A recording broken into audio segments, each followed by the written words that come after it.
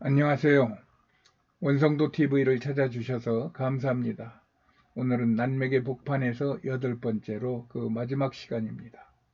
오늘은 대한민국의 신세대, MZ세대에 대한 이야기를 해보겠습니다. 여기서 신세대라 하면 MZ세대, 청년세대, 2030, 미래세대 등을 총칭하는 같은 의미의 말로 구분 없이 그냥 사용하겠습니다. 이렇게 세상은 계엄과 탄핵의 소용돌이에 휘말려 있을 때 취직하랴 새로운 문화체험에 바빠 정치에 관심 없던 2030 젊은 세대가 급작스런 사회 혼란에 빠지게 됩니다. 그러다가 2030은 스스로 각종의 매체를 통하여 이를 알아보기 시작했고 그들은 바로 그것을 찾아냈어요. 그것은 그들이 학교의 전교조 교사나 또 좌파 부모들이나 또 교과서나 각종 언론의 보도로부터 받은 것과는 다른 것이 있다는 사실을 알게 된 것입니다. 그리하여 그들은 이 두 세계의 차이를 온몸으로 느끼며 지식이나 양심의 경지를 뛰어넘는 생존 자체나 또 행복권의 자유를 심각하게 손상시키는 위험이 있다는 것을 알게 된 것입니다. 즉, 지금의 좌파 정치의 위험이 단순한 이념의 갈등이 아닌 체제 전복의 전쟁이라는 것을 알게 된 것이에요. 그리고 이 체제 전쟁에서 자유민주주의가 무너지면 지금 자신들이 누리고 있는 이 모든 생존권이나 행복권이 압제당하고 통제당하고 또 억압당할 것을 알게 된 것입니다. 그들의 순발력이나 지식, 정보, 습득력은 가히 빛의 속도로서 기성세대인 우리가 상상할 수 없는 기민함이 있어 보입니다. 거기에다 아마 우리 때 없던 논술, 자기소개서 등의 익숙한 실력으로 이 박사급 이상의 전문가들이 인터넷에 뿌려놓은 각종 정보와 자료들을 정리하여 자신들의 위치와 역할을 정확히 인지하는 실력이 있어 보입니다. 결국 2030 세대는 각자의 위치에서 해야 할 말과 행동을 스스로 결정하고 결심을 하게 된 것입니다. 이것은 지금까지 내가 2030을 바라보고 또 이게 느끼던 그런 시각하고는 완전히 다른 현실이어서 저도 놀라고 있는 것입니다. 아마 많은 국민들이 이와 같은 상황에 대하여 놀라고 있을 것입니다. 이러한 속에서 2030 세대는 전에 학교에서 배웠던 것과는 달리 이승만과 박정희의 공적은 대한민국의 근간으로 이것을 부인하거나 흐트러뜨리는 것이 국가를 무너뜨리려는 반국가 체제로 확실하게 정리하고 있는 것 같습니다. 그리고 그것이 무너지면 대한민국은 어떻게 될 것이며 자신들은 어떠한 대우를 받을 것인지에 대하여 분명하고 뚜렷한 인지를 하고 있으며 그로 인하여 두렵고 분한 마음까지 갖게 된 것입니다. 그래서 그들은 절절한 심정으로 나라와 자신의 생존과 안녕을 가슴으로 외치는 메시지가 나오게 되었고 이것이 서로에게 공유되고 있는 것입니다.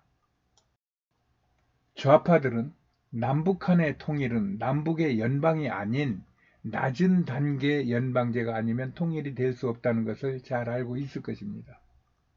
김대중이도 노무현이도 외쳤던 낮은 단계 연방제 말합니다. 이것은 신정국가인 북한이 높은 단계가 되고 민주주의고 국민이 주인이 되는 우리 남한이 낮은 단계가 될 수밖에 없는 그런 필연의 어떤 과정입니다. 그랬을 때 남한의 수많은 지도층들과 또 화이트 컬러 또 이런 특별한 특별치는 않더라도 일반적인 많은 직업군이 사라지게 될 것이며 그럼으로 인하여 거기에 종사하던 자들이 숙청당할 것은 뻔히 보이는데 마치 자신의 죽음을 알면서도 섭을 지고 불 속으로 뛰어드는 불나방같이 이렇게 저들은 날뛰고 있는 것입니다. 이것은 인간의 계산이나 판단으로는 될 수가 없는 일입니다. 왜 자신이 죽고 자신이 망하는데 그 일을 스스로 할 사람이 없죠. 이것은 죽이고 빼앗고 멸망시키려는 악한 세력에 묶여 있는 영적인 현상으로밖에 설명할 수가 없는 상황이라는 것입니다. 이것을 2030 젊은이들과 우리 우파 국민들은 보고 있는 것입니다.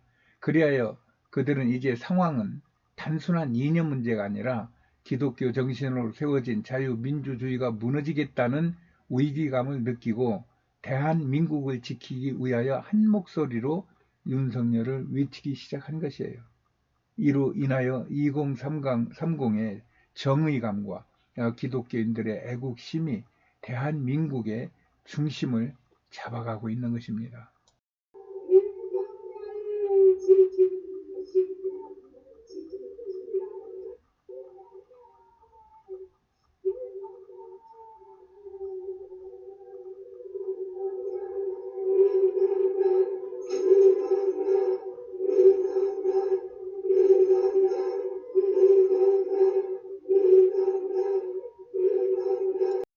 이것은 계엄을 선포한 대통령도 우파 정치인도 좌파 정치인도 심지어는 국민들도 예상치 못했던 급작스러운 일이었어요. 그러나 이 계엄으로 인하여 국민과 2030이 깨어났고 그 깨어남을 가지고 나라를 위하여 목소리를 내기 시작한 것은 분명합니다. 그리고 그 목소리는 그냥 한순간 스쳐 지나가는 광풍 같은 태풍 같은 바람이 아닐지라도 기성세대의 두터운 옷을 벗기는 봄바람 같은 따뜻하고 생명의 역사가 일어나는 그런 바람인 것입니다. 이것이 윤 대통령의 계엄령으로부터 시작되었다는 것이 대부분의 국민의 생각입니다. 이로 인해 국민이 지금 쓰러진 나라를 광복 80년 만에 다시 세워 제2의 대한민국을 세우는 국가 재건 운동에 온 힘을 다하고 있는 것입니다. 이렇게 윤석열의 계엄의 위협은 박정희 전두환의 군사혁명에 뒤지지 않는 김영석 교수가 말한 대로 신의 한 수가 된 것입니다. 이리하여 이번 탄핵의 결과가 어떠하든 또 판결이 어떠하든 이 계엄은 이미 성공한 계엄입니다. 그러므로 지금 우리 국민은 좌우를 따질 때가 아니에요. 다 같이 깨어 있어서 자유민주주의 나라의 가치를 다시 세울 때입니다. 그리하여 이렇게 재건된 나라의 위상을 가지고 복음의 통일을 진행시키며 예수 한국을 이루어 마지막 때에 멸망의 세력과 대적하여 주의 뜻을 이루는 거룩한 나라요 택하신 족속으로 하나님의 복음을 선전하며 세상을 무너뜨리려는 사단과 그의 졸개들의 악행을 대적하여 물리쳐야 할 것입니다. 이렇게 세상은 지금 치열한 영적 전쟁 중에 있음을 알아야 합니다. 이 영적 전쟁이 이 하나님의 소관이요 또 예수께서 승리한 전쟁임을 알 때 우리는 이 전쟁은 이미 자유우파 진영이 승리한 전쟁인 것도 알게 될 것입니다. 윤 대통령도 지금은 감옥에 갇혀있는 몸이지만 이것을 알고 감옥에서 주어진 시간 동안 정말 하나님께 도움을 청하는 마음으로 성경을 읽으며 하나님을 깊이 만나야 합니다. 그리하여 지난 날의 과오를 회개하고 하나님을 두려워하는 마음으로 국민을 섬길 수 있어야 합니다.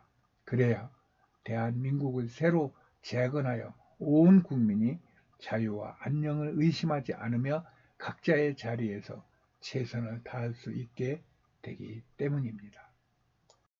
나는 윤 대통령이 이 일에 성공하여 대한민국의 청년, 2030 세대, MZ세대, 신세대들, 즉 대한민국의 미래 세대들을 끌어안고 대한민국의 제2의 건국을 이루어 지금 나라 안에서 일어나는 모든 일들이 오히려 합력하여 선을 이루게 하시는 하나님의 역사를 볼 수 있는 대한민국의 귀한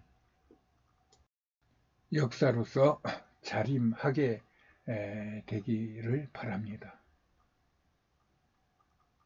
하나님께 영광, 대한민국이여 영원하라.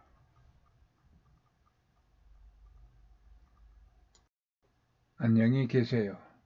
다음은 부록 같은 내용인데 이런 일들이 영적으로 우리가 어떻게 보아야 되고 또 어떤 일들이 지금 우리나라 안에서 또 세상에서 이런 것과 상관되는 영적 일들이 일어나는지를 한 번만 더 알아보겠습니다. 안녕히 계세요.